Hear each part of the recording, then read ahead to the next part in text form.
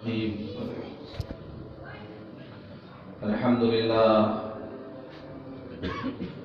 لله رب العالمين، والصلاة والسلام على سيد الأنبياء والمرسلين وخاتم النبيين سيدنا محمد وآله وصحبه أجمعين، ومن تبعهم بإحسان ودعا بدعوتهم إلى يوم الدين. أما بعد، عن أبي سعيد الخدري رضي الله عنه قال: قال رسول الله صلى الله عليه وسلم: من أكل طيبا وعمل في سنة وأمن الناس بوائقه دخل الجنة. قال رجل: يا رسول الله، إن هذا اليوم في الناس لكثير. قال: وسيكون في قرون بعدي، أو كما قال عليه الصلاة والسلام. رواه الترمذی. محترم بزرگوں، دوستوں اور دینی بھائیوں، ابھی میں نے حضرات کے سامنے ترمذی شریف کی ایک حدیث پڑھی ہے. اس حدیث کے راوی ہیں حضرت ابو سعید خدری رضی اللہ عنہ. گزشتہ جمعے کو بھی اسی حدیث پر بیان ہوا تھا. کچھ باتیں باقی رہ گئی تھیں، انشاءاللہ وہ باتیں آج بیان کی جائیں گی. دعا فرمائیں کہ اللہ تعالیٰ تقریر کا جو مرحلہ ہے طبیعت ناساز ہے، اللہ تعالیٰ اس مرحلے کو پار لگا دے. تو حضرت ابو سعید خدری رضی اللہ عنہ روایت کرتے ہیں کہ حضور پاک صلی اللہ علیہ وسلم نے ارشاد فرمایا: من اکل طیبا، جس نے حلال مال، پاکیزہ مال کھایا، وعمل فی سنت، اور سنت کے مطابق اس نے عمل کیا، وَأَمِنَ النَّاسُ بَوَائِقَهُ، اور لوگ اس کی طرف سے پہنچائی جانے والی اذیتوں اور تکلیفوں سے محفوظ رہے، دخل الجنہ، وہ جنت میں داخل ہو گیا. قال رجل: یا رسول اللہ، اس وقت ایک شخص نے عرض کیا کہ اللہ کے رسول، ان هذا اليوم في الناس لكثير، آج کل تو ایسے بہت سارے لوگ ہیں جن میں یہ باتیں پائی جاتی ہیں. تو آپ نے فرمایا: وَسَيَكُونُ فِي قُرُونٍ بَعْدِي، کہ بعد کے صدیوں میں بھی ایسے لوگ ہوتے رہیں گے. تو اس حدیث میں حضور پاک صلی اللہ علیہ وسلم نے جنت میں جانے کا 3 بہت آسان راستہ بتایا ہے. یہ 3 نسخہ ہے، اگر کوئی کو استعمال کرے تو اللہ اس کے لیے جنت کا راستہ آسان فرما دیں گے. پہلی بات ہے کہ من اکل طیبا، کہ جس نے حلال اور پاکیزہ مال کھایا، حرام سے اس نے احتیاط کی، حلال مال کو اس نے فکر کی.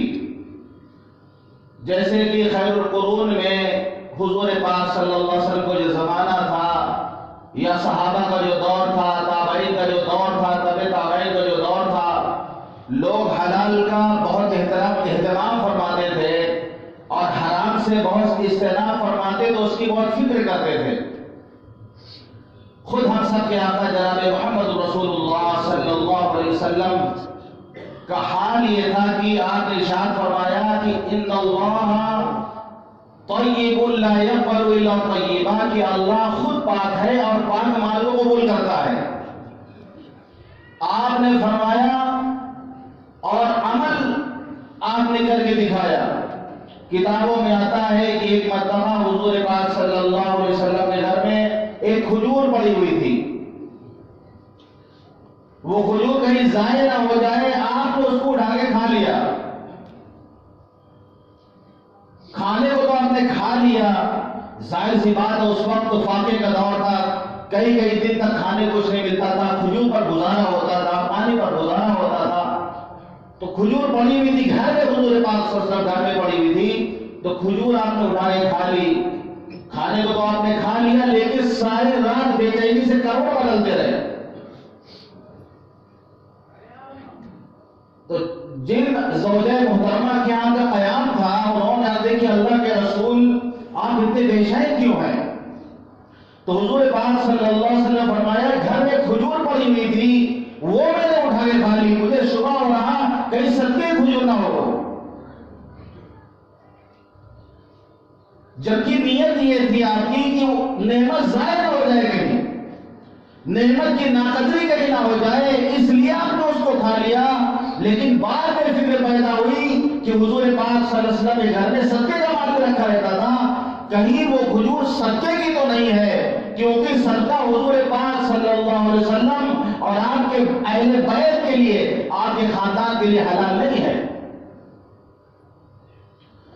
تو آقا کا حال یہ ہے کہ اس شبے میں کہ کہیں صدقے کی کھجور نہ ہو، ساری رات نیند نہ آئے، بے چینی سے کروڑ بدلتے رہے. اور امتی کا حال آج یہ ہو جائے کہ سود بھی کھائے، حرام بھی کھائے، سود بھی کھائے، حرام بھی کھائے، رشوت بھی کھائے، اور کھرواٹا مار کے گدے پر ساری رات آرام سے سوئے. اسی طریقے سے حضور پاک صلی اللہ علیہ وسلم ایک مرتبہ کسی جنازے سے واپس آ رہے تھے، ایک عورت نے آپ کی دعوت کی. آپ لوگ بھی دعوت کر سکتے ہیں، ہمارے مختلف ہمارے سامنے بیٹھے ہوئے ہیں، وہ شادی کا کارڈ لے کر کے آئے میرے پاس. تو ہم نے کہا کہ بھائی آج کل بہت سے شادی کارڈ میرے پاس آ رہے ہیں، کہنے لگے شاید آپ کی تبلیغ کا اثر ہو رہا ہے لوگوں پر. تو شادی کے کارڈ کی دعوت دی تو کون سی دعوت دے دی آپ نے؟ تقریر کا اثر اس وقت ہو کہ اہتمام کے ساتھ گھر میں کھانا بنایا جائے اور پھر اس کو گھر بھیجا جائے، یہ الگ اس کی دعوت ہے. یہ تو نہاری کا موسم بھی چل رہا ہے، نہاری بنائی جا سکتی ہے. تو انہوں نے ازراہ مذہب یہ بات اب سے کی تھی، اس لیے میں نے بتا دیا. تو تقریر کا اثر ہونا چاہیے. تو دعوت نہاری کی دعوت ہو، بریانی کی دعوت ہو، شادی میں تو سبھی کو اپنی دعوت دیتا رہتا ہے. تو عورت نے حضور پاک صلی اللہ علیہ وسلم کی دعوت کی. جب آپ نے لقمہ اٹھایا اور کھانے کے لیے، تو لقمہ حلق سے اتر نہیں رہا تھا، لقمہ حلق سے اتر نہیں رہا تھا. تو حضور پاک صلی اللہ علیہ وسلم نے ارشاد فرمایا کہ لگتا ہے یہ جو گوشت ہے، یہ بکری کا گوشت مالک کی اجازت کے بغیر پکایا گیا ہے، تبھی حلق سے نیچے نہیں جا رہا. آپ نے اس کو غلط دیا. جس عورت نے دعوت کی تھی اس سے جب تحقیق کی کہ اس نے یہی کہا کہ میں نے اپنے آدمی کو بھیجا تھا گوشت سنانے کے لیے، گوشت نہیں ملا. پڑوسی جو ہمارا تھا وہ ایک بکری لے کے آیا تھا، اس کے ہاں کہلایا تو اس کی بیوی نے بکری بھیج دیا، پڑوسی گھر میں موجود نہیں تھا، اس کی اجازت کے بغیر یہ بکری پکا دی گئی ہے. تو آپ نے فرمایا یہ کھانا قیدیوں کو کھلا دو. تو یہ چیز کا اہتمام کریں کہ اگر دعوت ہم لوگ ہیں تو حلال مال کھلائیے گا. تو حضور پاک صلی اللہ علیہ وسلم معصوم تھے، اللہ نے آپ کی حفاظت فرمائی. تو حضور پاک صلی اللہ علیہ وسلم کے جو جانثار تھے، صحابہ کرام کی جو جماعت تھی، اور سارے صحابہ میں جو سب سے افضل صحابی ہیں، سب سے افضل صحابی، بلکہ پوری امت میں نبی کے بعد اگر کسی کا مقام ہے تو صدیق اکبر کا مقام ہے. ان کا حال یہ ہے، اس سے پہلے بھی میں بتا چکا ہوں کہ ان کے غلام نے کھانا لا کے دے دیا تھا، 4 روز کا فاقہ صدیق اکبر کا. جب ایک لقمہ کھا لیا، یاد آیا، پوچھا کھانا آیا کہاں سے؟ اس نے کہا کہ زمانے جاہلیت میں میں نے کہانت کی تھی اور وہیں سے گزر رہا تو ان لوگوں نے کھانا دے دیا، اس کے بدلے میں وہی ہے. یہ ایک لقمہ صدیق اکبر نے کھایا تھا، ایک لقمہ. 4 روز کا فاقہ، پیٹ میں کچھ نہیں، ایک لقمہ اندر گیا ہے. اس کو وہ قے کرنا چاہے، ظاہر سی بات ہے قے کیسے ہو جب پیٹ پورا خالی ہے، کوشش کر رہے قے کرنے، قے نہیں ہو رہی۔ لوگوں نے رائے دیا کہ امیر المومنین اگر آپ پانی پی لے کو پھر کوشش کریں تو پانی کے ساتھ وہ لقمہ باہر آ سکتا ہے۔ پانی کا برتن منگوایا، پانی پیا اور پوری طاقت لگا دی، کوشش کی، بہت مشکل سے بھی وہ لقمہ باہر نکلا۔ تو کسی نے کہا کہ آپ نے ایک ہی لقمہ تو تھا، ایک ہی لقمہ تو تھا، آپ نے اس کے لیے اتنی زیادہ پریشانی اٹھائی، تو کیا جواب دیتے صدیق اکبر؟ وہ جواب سننے کے لائق ہے۔ فرمایا کہ اگر یہ لقمہ میری جان کے ساتھ باہر نکلتا، اگر یہ لقمہ میری جان کے ساتھ باہر نکلتا تب بھی میں اس کو نکال کے رہتا۔ صدیق اکبر کے جسم میں حرام لقمہ چلا جائے، صدیق کے جسم میں حرام لقمہ چلا جائے، جبکہ ہم نے خود حضور پاک صلی اللہ علیہ وسلم کو ارشاد فرماتے یہ سنا کہ آپ نے ارشاد فرمایا کہ وہ گوشت اور وہ جسم جس کی نشو و نما حرام مال سے ہوئی ہو، وہ گوشت اور وہ جسم جس کی نشو و نما، جس کی پرورش حرام مال سے ہوئی ہو، وہ جسم جنت میں نہیں جائے گا۔ وہ گوشت اور وہ جسم جس کی نشو و نما حرام مال سے ہوئی ہو، وہ جہنم کا زیادہ مستحق ہے۔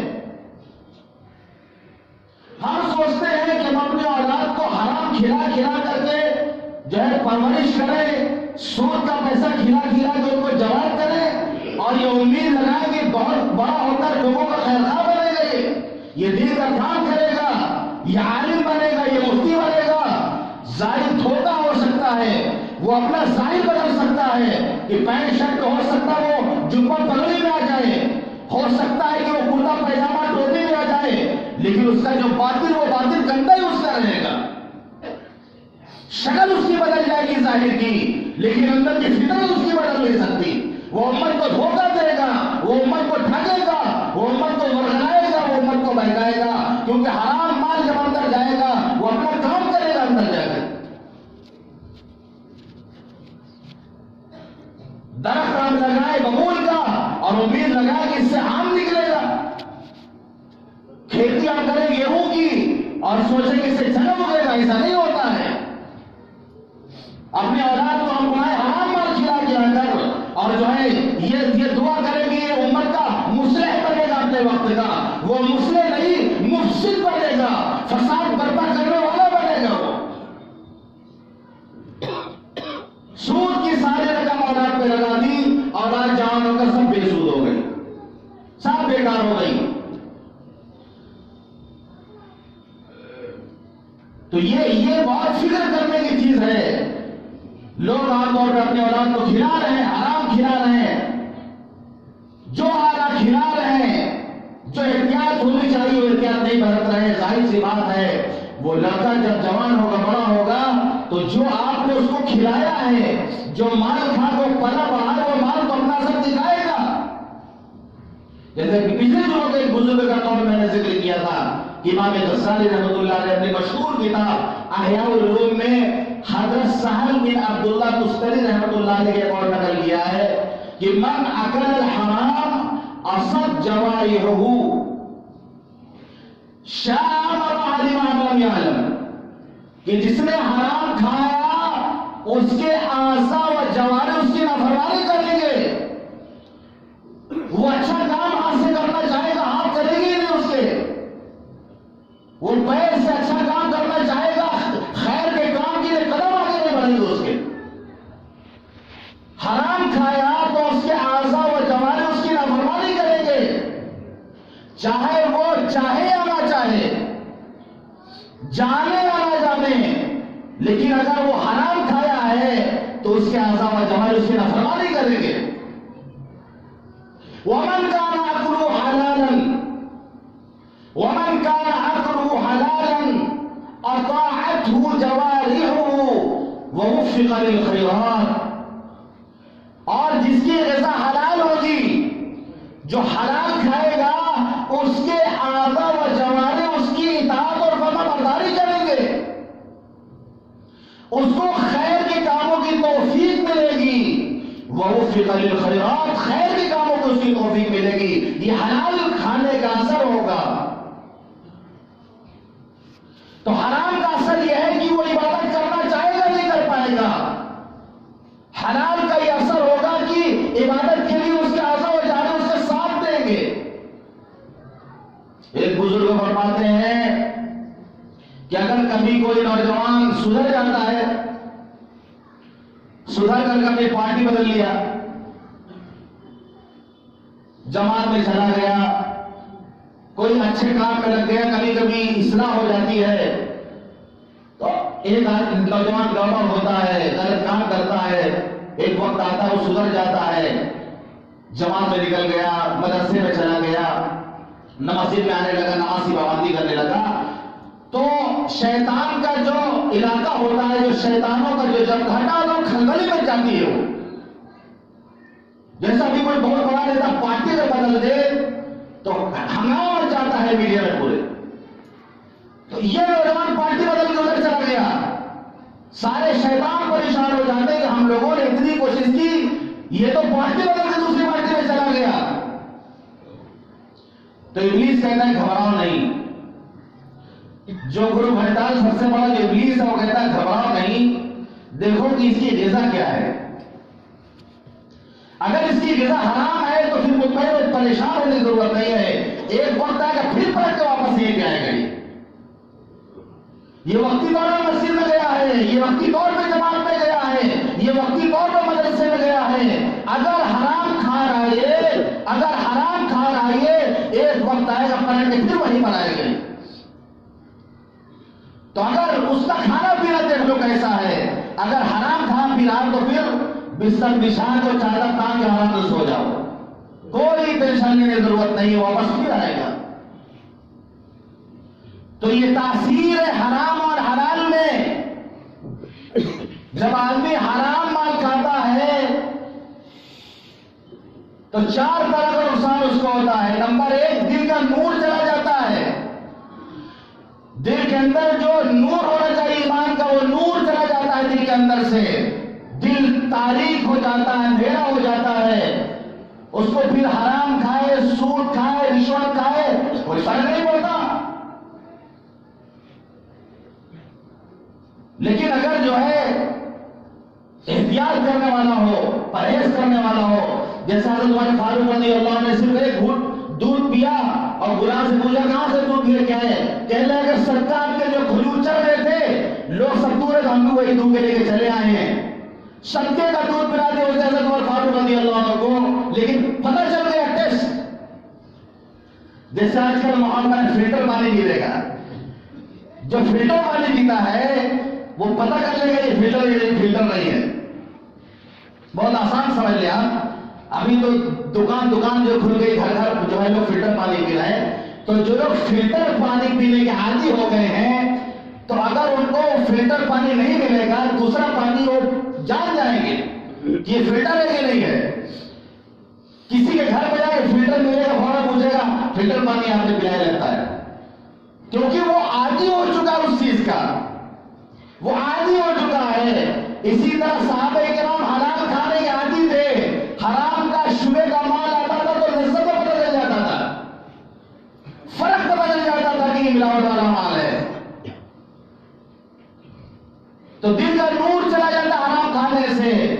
جیسے ایک آدمی جنگل میں رہنے والا کوئی آدمی ہو جس نے لائٹ بجلی کبھی نہ دیکھی ہو، جس نے لائٹ بجلی کبھی نہ دیکھی ہو، اندھیرے میں رہتا ہو، کیا اندھیرا کیا ہو جاتا اس کے لیے. شہر میں جو رہنے والے آدمی 5 منٹ کی لائٹ چلی جائے آدمی پریشان ہو جاتا ہے، کیونکہ یہ لائٹ پہ رہنے کا عادی ہو گیا ہے. اگر 2 منٹ کے لیے لائٹ چلی جاتی ہے تو بے چین اور پریشان ہو جاتا ہے.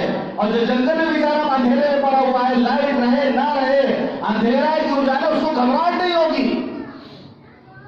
ہم لوگوں کا وہی جنگل والا حال ہے، اندر اندھیرا ہی اندھیرا ہے، پتہ ہی نہیں چل رہا کچھ حرام کھا رہے کہ حلال کھا رہے، کچھ پتہ نہیں چل رہا اندر جانے کے بعد. ہمارے نظر جو استاد تھے مولانا ابوالعرفان صاحب رحمۃ اللہ علیہ، بہت مزاحیت ہے، مذاق کیا کرتے تھے. دعوت کھا کے آئے، کھانا ہضم نہیں ہو رہا، فرمایا لگتا ہے کہ حلال مال آج کھائیں. لوگوں نے حضرت حرام کھلایا ہوگا اسی لیے تو ہضم نہیں ہو رہا. تو مذاق میں فرمایا حلال ہضم کرنے تو کمال کی بات ہے، حرام کو لوگ کھا کے ڈکار بھی نہیں حلال ہضم ہو جائے یہ کمال کی بات ہے. حرام کھا کے لوگ ڈکار بھی نہیں لے رہے ہیں. خالص دیسی گھی کوئی ہضم کرنے جائے بہت بڑی بات ہے. صرف کھنار والے خالی گھی ہضم کر سکتے ہیں بس. ہمارا آگے پیٹ خراب ہو جائے گا کیونکہ ہم ڈالڈا کے عادی ہیں ہم لوگ. تو سب سے پہلی چیز کہ دل کا نور حرام کھانے سے چلا جاتا ہے, ایمان کا نور چلا جاتا ہے. دوسری خرابی حرام کھانے کی یہ ہے کہ اس کی طبیعت میں سستی اور کاہلی پیدا ہوتی ہے. تیسری خرابی یہ ہے برے خیالات اور وساوس آتے رہیں گے اس کے اندر. اور چوتھی خرابی یہ ہے کہ اس کی طبیعت اچھے کام کے لیے تیار نہیں ہوگی. حرام کھانے کی 4 خرابیاں بڑی بڑی. دل کا نور چلا جائے گا, برے خیالات وساوس آئیں گے, طبیعت کے اندر سستی اور کاہلی پیدا ہوگی, اور طبیعت خیر کے کام کے لیے آمادہ نہیں ہوگی. ہاں 10 بار جیب میں جائے گا لیکن روپیہ نہیں نکلے گا اللہ کے راستے میں دینے کے لیے. چاہے گا کہ مسجد چل کے نماز پڑھ لے, 2 قدم چل کے گیلے روڈ تک آ بھی جائے گا لیکن وہیں واپس چلا جائے گا, قدم آگے نہیں بڑھیں گے اس کے. تو جو بزرگ فرماتے ہیں کہ حلال مال آدمی کھاتا ہے, جیسا اللہ نے نبیوں کے بارے میں فرمایا یا ایھا الرسل کلوا من الطیبات واعملوا صالحا, کہ رسولو حلال مال کھاؤ اور نیک عمل کرو. تو مفسرین کہتے ہیں کہ حلال مال کی خاصیت یہ ہے کہ آدمی حلال مال کھائے گا تو اس سے نیک اعمال سرزد ہوں گے, اور حرام مال اگر اس کے پاس اگر حرام مال کھائے گا تو نیکی کرنے کی اس کو توفیق نہیں ملے گی. تو ہمارے جو بزرگان دین تھے بہت زیادہ احتیاط کرتے تھے, تقوی ان کا بہت تھا. امام ابو حنیفہ رحمۃ اللہ علیہ کے بارے میں آتا ہے کوفہ میں رہتے تھے, کوفہ کے باہر ایک قافلہ لوٹا گیا. کوفہ کے باہر ایک قافلہ لوٹا گیا, اس قافلے میں بہت ساری بکریاں بھی تھیں. لوٹ کی بکریاں وہ کوفہ میں لا کے بیچ دی گئی. تو ماہرین سے امام ابو ہریرہ رحمۃ اللہ نے پوچھا کہ بکری زیادہ سے زیادہ کتنے سال زندہ رہ سکتی ہے؟ تو ماہرین نے بتایا 6 سال تک بکری کی زندگی رہے, 6 سال بکری زندہ رہ سکتی ہے. تو امام ابو حنیفہ رحمۃ اللہ علیہ نے 6 سال بکری کا گوشت نہیں کھایا, اس شبے میں کہ کہیں وہ چوری والی بکری نہ کٹ گئی ہو. یعنی یہ تقوی کی انتہا ہے, یہ بچنا, حرام سے بچنے کی انتہا کہ 6 سال تک بکری کا گوشت نہیں کھایا کہ اس شبے میں کہ وہی کو لوٹ کی بکریاں کہیں نہ کٹ گئی ہو. نہ اپنے یہاں کھایا نہ کسی کے دعوت میں کھایا جا کے. شاہ یعقوب نانوی رحمۃ اللہ فرماتے ہیں کہ ایک مرتبہ صاحب نے دعوت کی, حرام کا لقمہ کھلا دیا, ایک لقمہ کھایا تھا, بہت دنوں تک دل میں برے خیالات آتے رہے کہ یہ گناہ کر لوں, یہ گناہ کر لوں, یہ گناہ کر لوں. ایک لقمے کا اثر یہ تھا, اللہ کے ولی تھے, اللہ کے بزرگ تھے, ایک لقمہ حرام کا جسم میں چلا گیا, فرماتے گناہ کرنے کی تربیت کرتی تھی, یہ گناہ کر لوں, یہ گناہ کر لوں.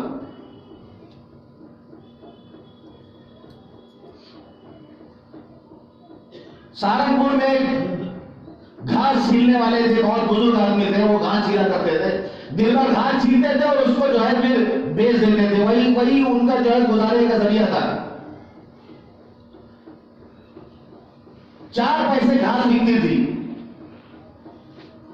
1 پیسہ اسی وقت صدقہ کر دیتے تھے, 1 پیسہ اپنی بیٹی کو دے دیتے تھے, 1 پیسہ گھر کے کھانے پینے کے لیے رکھ لیتے تھے, 1 پیسہ جمع کر کے رکھ لیتے تھے.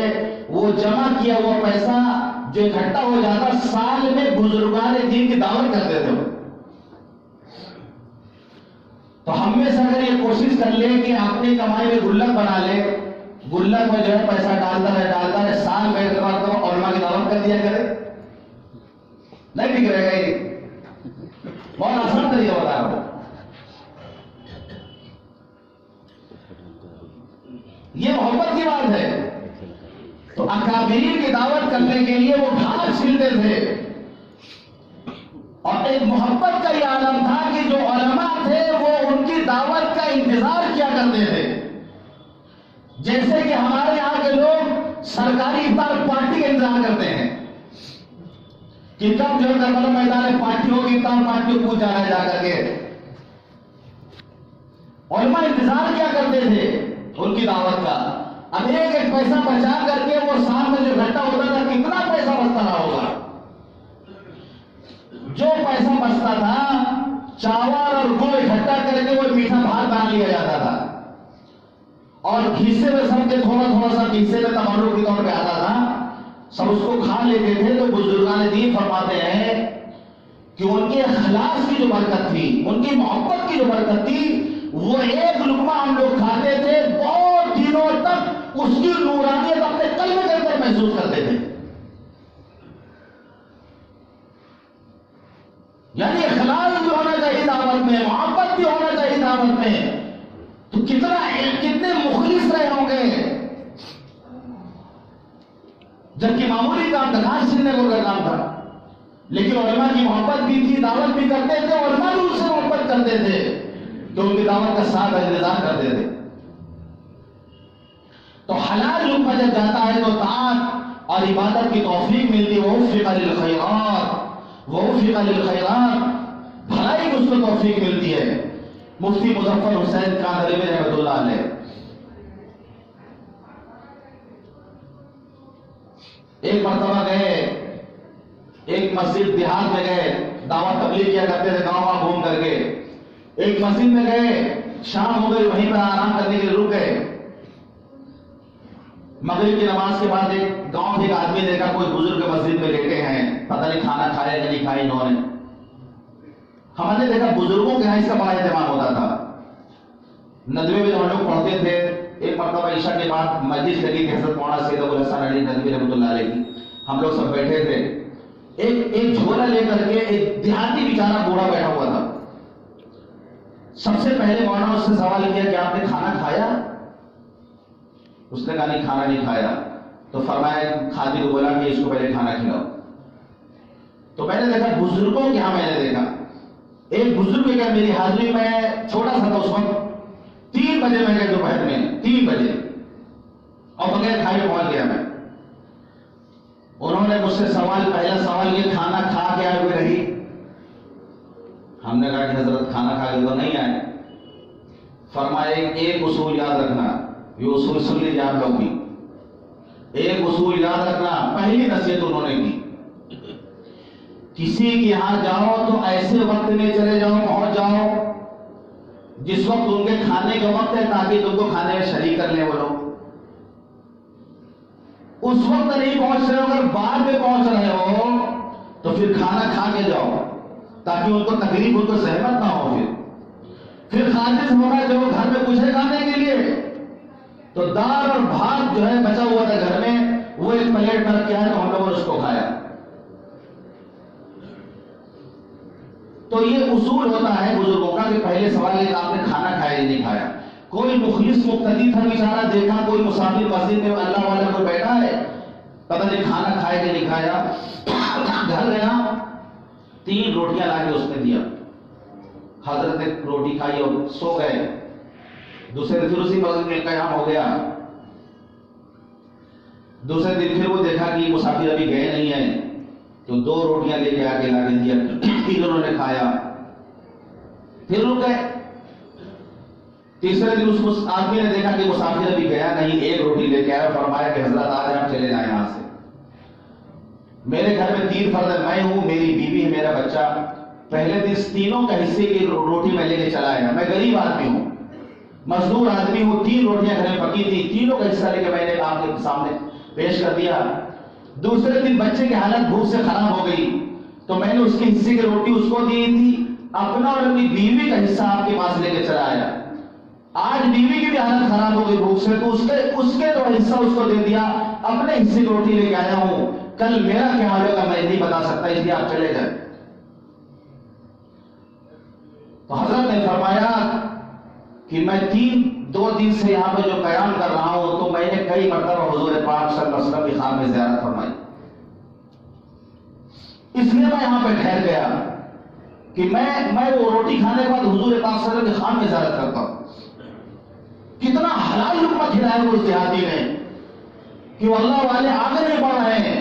اور اس دن ان کے اپنی عسرت اور تنگدستی اس نے جو بتائی کہ اپنے نفس کو پیچھے رکھ کر، بال بچوں کو پیچھے رکھ کر، وَيُؤْثِرُونَ عَلَى أَنفُسِهِمْ وَلَوْ كَانَ بِهِمْ خَصَاصَةٌ، دوسروں کو ترجیح دی اور مسافر کے لیے کھانا لائے. کتنے محبت کے ساتھ، کتنا حلال کھانا کھلایا ہوگا کہ وہ اللہ والے فرماتے کہ اس وقت میں حضور پاک صلی اللہ علیہ وسلم کی کئی مرتبہ زیارت نصیب ہوئی خواب میں. تو میرے بھائیوں، بزرگوں، دوستوں، ہم لوگ بھی حلال مال کا اہتمام فرمائیں، حرام مال سے خود بھی بچیں، دوسروں کو بھی بچائیں، شبہ والے مال سے خود بھی بچیں، اپنی اولاد کو بھی بچائیں. اللہ تعالی ہم سب کو کہنے اور سنت عمل کرنے کی توفیق عطا فرمائے.